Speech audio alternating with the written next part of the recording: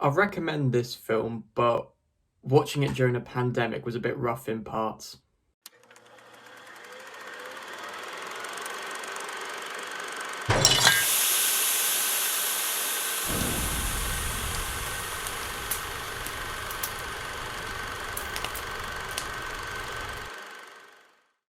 The Wailing is a South Korean horror released in 2016, which caused quite a stir when it was released. The film follows John Gu, a lazy and complacent police officer who works in a small town. The village starts to suffer from a plague which causes the victims to turn insane and murderous. Many of the villagers turn paranoid and start to blame a outsider, a mysterious Japanese man who has recently moved into the area. Probably most of you are aware that South Korean cinema has exploded in popularity and critical acclaim over the last few years, and for good reason. As a fan of the horror genre, this was a film that I was keen to see for a while. Despite being a film studies student, my experience with foreign horror is quite limited. I've seen some French and Italian horror, but watched very little Korean horror. What makes foreign horror so interesting to me as a Western viewer is that other countries have such specific and different folklores to us in the West and different attitudes to the supernatural or to superstition. And so horror is a genre that differs quite drastically between different nations. For example, I believe that in China, supernatural horror is banned because it's seen as regressive. And so ghosts and ghouls can only feature in Chinese horror when there's a Scooby-Doo style ending, like when it's revealed to be a person or a human all along. But there's still one more suspect. Goddamn right! And his driver.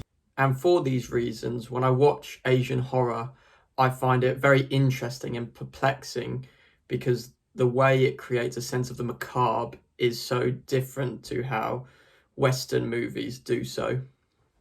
A key example for this, for me, was when I watched Ju-on, the Japanese original horror, which has been later remade as the Grudge franchise in America. The film was so radically different from any horror film I had seen before it, and so I didn't necessarily enjoy it very much, but I found it very interesting to see how a different culture approaches the horror genre. And so I find the horror genre and horror films can carry a lot of cultural specificity, and this definitely applies to The Wailing, which is a South Korean film. So the way The Wailing presents the supernatural draws a lot on South Korean culture.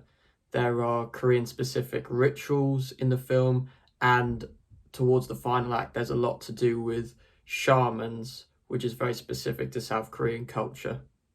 For some viewers, this cultural specificity might make the film less accessible, and with a 2.5 hour runtime, that's completely understandable, as this is a very slow burn horror film. It's a very untraditional horror film. It's no Train to Busan, for example.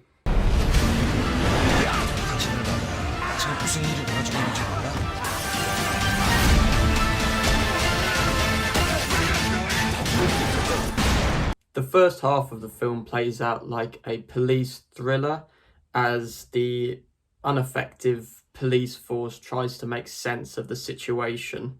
But what this opening act sets up really well is an examination of how individuals and a wider community react to totally inexplicable situations. Some villagers point to a scientific cause for the disease, such as wild mushrooms, whereas others suggest the supernatural explanations.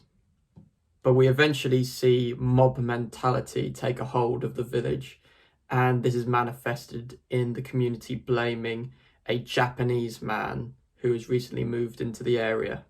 So while how the film deals with the supernatural is quite specific to South Korea, these themes of how a community reacts to a disaster is quite universal.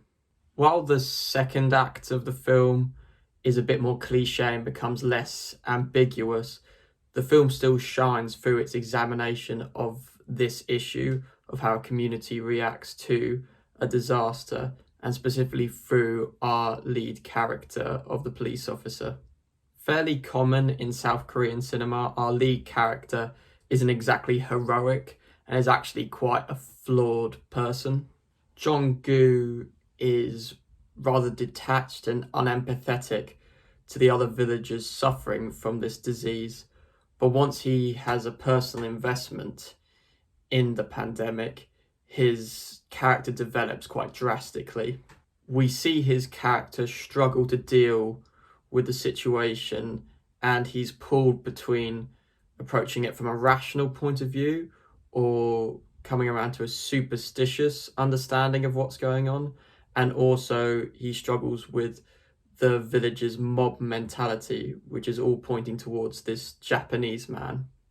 And so through the disease affecting other villagers first and then our main character, it's a great exploration of how people can be very judgmental and unempathetic to a situation until it directly affects them personally. As the film moves into its third act, the horror set pieces become a lot more prevalent and the pace of the film really picks up. The film has some really striking horror set pieces, in particular a cross-cut montage between two different rituals occurring at the same time. There's also a sequence involving an act of mob mentality, let's say, which is really well shot. The film's pace really does pick up in the third act, and while you're watching it, you really don't know what's going to happen next, which is a very good thing to say about a horror film, a genre which is quite bogged down in conventions and cliches.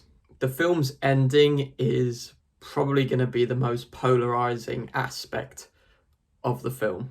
The film's ending has a lot of revelations, and some viewers may not enjoy the changes that happen towards the end. And this comes back to the cultural specificity. One thing that happens in the finale is quite specific to South Korean culture, and so some audiences might find the ending quite alienating or perplexing. However, the ending does beautifully cap off the arc that our main character has been on. Furthermore, the ending of this film has some truly chilling images, and that's something not enough horror films have, which is specific images which are really striking and stay in your mind long after you've watched the film. A lot of things happened in the film that confused me and left me questioning what had happened previously in the storyline. But after reflecting on the film and thinking about what happens to our lead character throughout, you begin to realize that the film is making a very interesting point about faith, and faith in the face of something completely daunting and overwhelming, and how individuals and a community respond when they're completely hopeless. The film actually opens with a biblical quote, and throughout the film there's this examination of faith and fate and how our faith changes depending on what adversity we're facing at different times in our life. And so it's a really great jigsaw puzzle of a film which doesn't necessarily wear its meanings on its wrist. You kind of have to think about it and let it settle in. Some people might not like that aspect of the film, as they might enjoy their horror a bit more conventional, with more blood and guts and gore. This is definitely a more thought-provoking and atmospheric horror film. Having said that, there is one fight scene which is pretty bonkers. But personally, I quite enjoy horror that you have to think about and unpack and sort of piece together yourself.